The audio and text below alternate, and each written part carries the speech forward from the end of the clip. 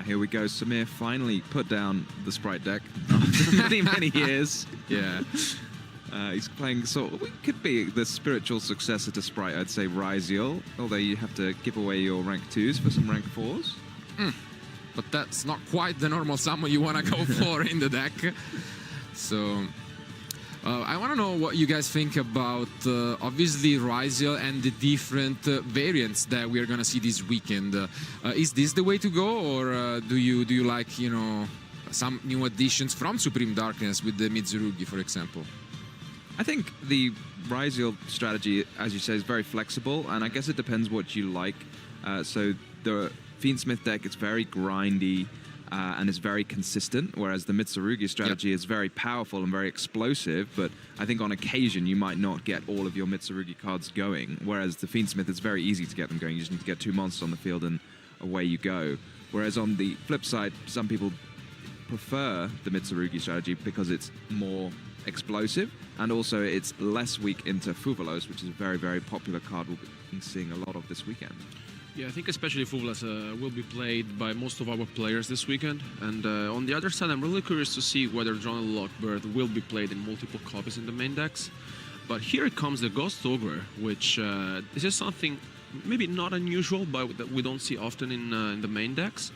And it may shut down Samir's strategy, but there's a triple tactics talent. And I think, again, this is one of those cards which maybe will be in everyone's deck this weekend, and it makes the difference, because now Samir is filled to know, and if he has an entrap to stop the track, for example, he could get rid of the X. So, yeah, I mean, he also knows now it's a mirror match, so that definitely helps in the way they use it up. But I do agree, Talent obviously has been an amazing card for a while. But I think for a moment we didn't see the card being main decked for a while, and now it seems like with the RYZEAL deck the trend has changed once again, and it is seeing even 3 copies often in the main deck. So it's always interesting to see how these trends change. Yeah, Ben now down to only 2 cards, and Samir's first turn. He's used 1 imp. I'm not sure what the Imperm got used on. On the Lacrima. On the Lacrima. Yeah. Okay. Yeah. And then Ogre on the Princess, but the Princess still, that would mean got a draw, so Samir's going to have an awful lot of cards to be working with. And yeah, as you can see, you know where the card was, and you can just bring it back. And he sent away the X, was it? So he knows this is probably going to get Veilered. You know about the Veiler, so there is only the Tract left in the end of ban. Samir's got an awful lot of cards to be working with. Yeah, it seems like nowadays the deck just has to figure out what to play around and what not, because Bestials are also one of those cards that keeps on changing, whether it's main decked in a lot of copies or whether it's not there at all. And obviously the FIENDSMITH are heavily impacted by that. Yeah, I'm seeing almost everyone now just at a minimum, including a Magnamut, and then one other Bestial that you can search with the Magnamut. And Samir thinking now in response to the Tract. Has to wait until the main phase before he can activate his Lacrima, so he's had to let Ben start playing a little bit, but I think he's going to just try and resolve his Lacrima now, or maybe no, he's just thinking about it. I think it will make sense, but maybe could wait a little bit longer. It depends on what he's holding in his hand, but in general, I think it will be okay to activate the Lacrima here, just because, like, basically Ben is left with 1 card, and yeah, it's going for it. So we know kind of with the way chains work, I'm not actually sure Samir's going to have time to resolve the FIENDSMITH in Paradise on the Lurie, because you have to wait now. You have to resolve the Lacrima, and then in a new chain we'll have Lurie as Chainlink 1, and then Lacrima is going to resolve. Well, that will be in a new chain actually, so it's Requiem on Chainlink 2. It's going to be a ideal target would have been the Lurie, of course, so you have to wait a little bit longer. Ben can play a few more cards.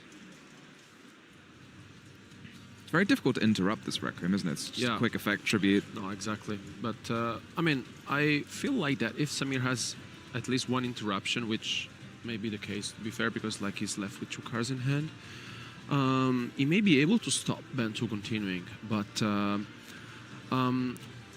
I think this is like a trend that we will see this weekend as well.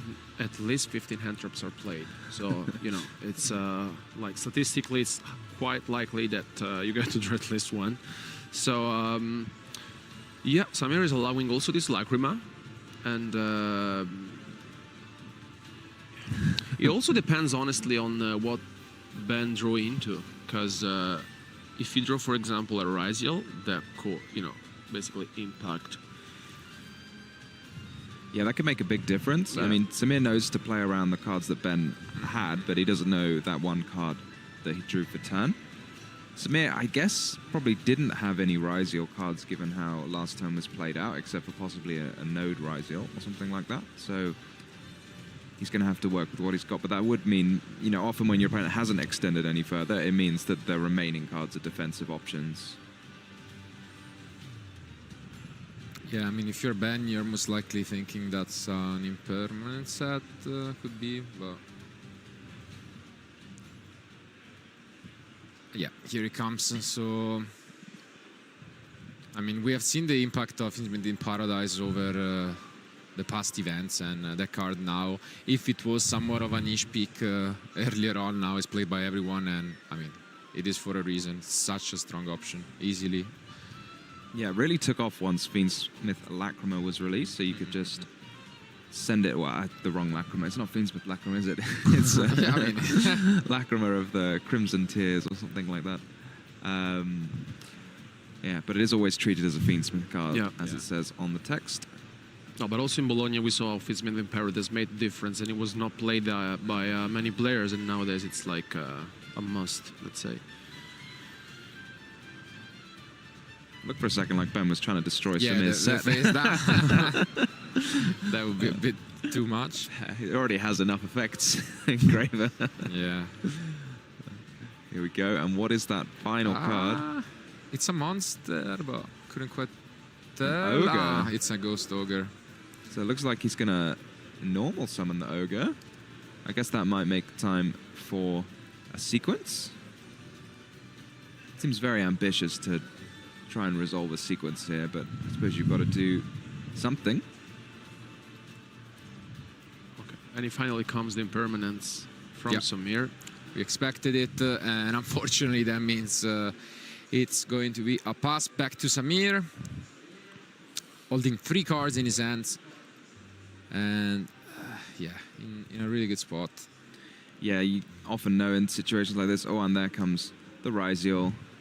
Samir's showing him the RYZEAL. Do you think I think that's it. Yeah. Yeah, I agree with you. Maybe there was still a chance that obviously your opponent might put you on, I don't know, Bestial FIENDSMITH, but I mean, not gonna impact in all that much. And Samir takes game 1, convincing opener, and yeah, now the pressure is going to be on Ben to fight back. Obviously, we have mentioned it plenty of times that playing round 1, especially on in general, I think it's considered by also most of the top players as the hardest round, and doing it on stream is never easy. So we can expect, you know, a bit of pressure to be there for both players.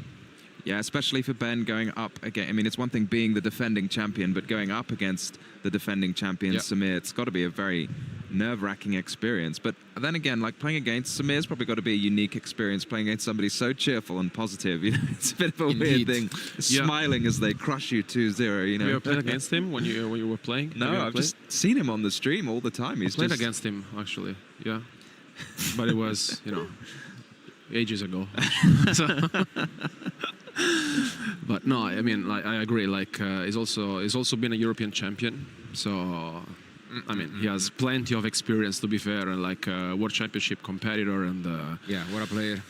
You know, like what a curriculum he has. But on the other side, I think also it will be interesting this weekend on how our players approach the side deck, because I mean, I feel like in general the trend is to have some options against Malice, and it's both the case for both Ben and Samir, but also for the mirror matches. because I feel like there are multiple things to take care of, and I think Ben has both the thrust and the crossset designators, which I think are very solid choices. And I think on the other hand, Samir is also super well prepared. On that note, I saw Samir first action sneakily replacing a card in the extra deck from one in the side deck. So what did he bring in? He has the Typhon. Okay. Yeah. So he has that mostly for going second, it seems, or in this matchup. Yeah. Yeah, that's a nice move because I think a lot of players have been cutting the Typhon because the extra deck now is very tight with the RYZEAL and FIENDSMITH cards competing.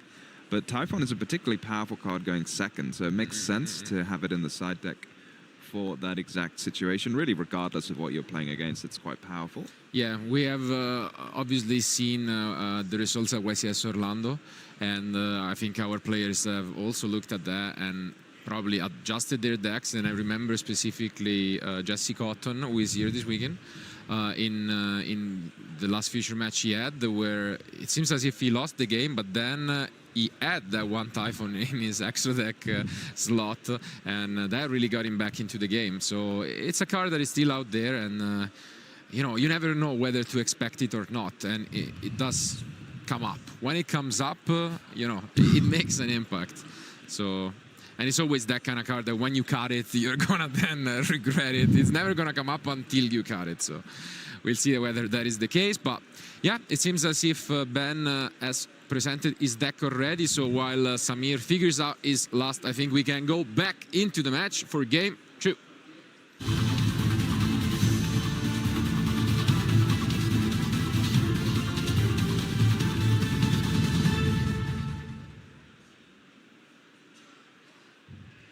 I really do like Typhon at the moment, I must say. Yeah. It's a very good card, and I feel like also there's I was talking to some players yesterday about playing Exit on Night or not, because like some players cut out on it, and honestly, like I really like the card. And for example, Ben is not playing it. Well, Samir is. So because like I think you're right, Tom, that extra deck space is super tight, super tight. And if there's a card that maybe you can just replace, it could be the Exiton, but honestly, I can't see a universe where I'm not playing it. But well, I think to some extent, players are kind of looking at Moon of the Closed Heaven and thinking, well, obviously Exton's great, it's a rank 4, but in any situation you could make Exton, you could also just make Moon. So no one's playing any normal monsters that can make Exton and not Moon. So I guess it depends. If you want to use the effect of Exton, then obviously it's great to have. But if you don't care about its effect, then you might as well just have Moon. Okay, we start things off a bit better here from Ben, but we are stopped by the impermanence right away. Okay. And also, this is something. Do you usually keep any interaction on the level 4s? Because like it could also make sense to just let your opponent do everything and then have maybe the impermanence for the detonator, right? Yeah, I've seen a lot of people holding it, so I guess if I see an impermanence, to me it says maybe Samir's got another interruption in his hand. Oh, but we're done. Oh, actually. Is that it? Yeah. Wow. I mean, yeah, Ben just thought that was enough, but I do agree with you that it's a bit odd, but we are gonna play right away this. Wow. Oof. Wow, this is huge. This is one of the cards coming from the side deck, I imagine, and what a card it is in this matchup specifically. Yeah, I mean, the Ultimate Slayer, I think this weekend will be another very important card in our player set deck strategy, and I think it's another way of like replacing the Metal Turnus, I guess. Yeah, I think people are actually main decking Metaltronus. I've seen that card really popular, and I think Samir might be main decking some himself. Yeah. Also main decking a copy of Book of Moon in true Samir style. He has to just throw something in there to confound everyone looking at his deck lists. I mean, he won YCS London with the Book of Eclipse to play around Nibiru, so he has to bring at least a book card back in the UK. So I think he's finally is he finally not running Monster Reborn though. It's not.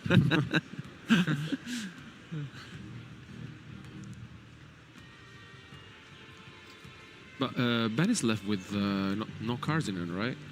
He's used Vela no, yes. and Ash. because he had 2 monsters. Ah, yeah, that's it. That's Valor right. Ash and the Field Spell. Yeah. Yeah. Yeah. Smith having to start Wow. with his RYZEAL package, so not going to get to use any Yeah. Fiendsmith cards this turn, but I'm not sure that's going to matter too much. You could see Yeah. them piling up.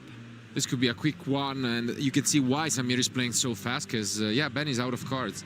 And what a brutal game 2. Here comes Node, and you can almost just summon something from the graveyard with Node and then just attack. Is that 8,000 damage? Well, it will be when you put a... So 17 plus... Yeah, this is Yeah, enough. I think so, right? 20, Yeah, and it's enough. What a match it was. Not quite what you would expect with Ben going first, but it is Samir taking it with this swift 2-0 victory. Wow. I mean, he is the player that he is for a reason, but what a start to this YCS Birmingham. Yeah, a fantastic win for Samir. You got to feel a little sad for Ben not seeing that great engine. I feel like the hand he had in the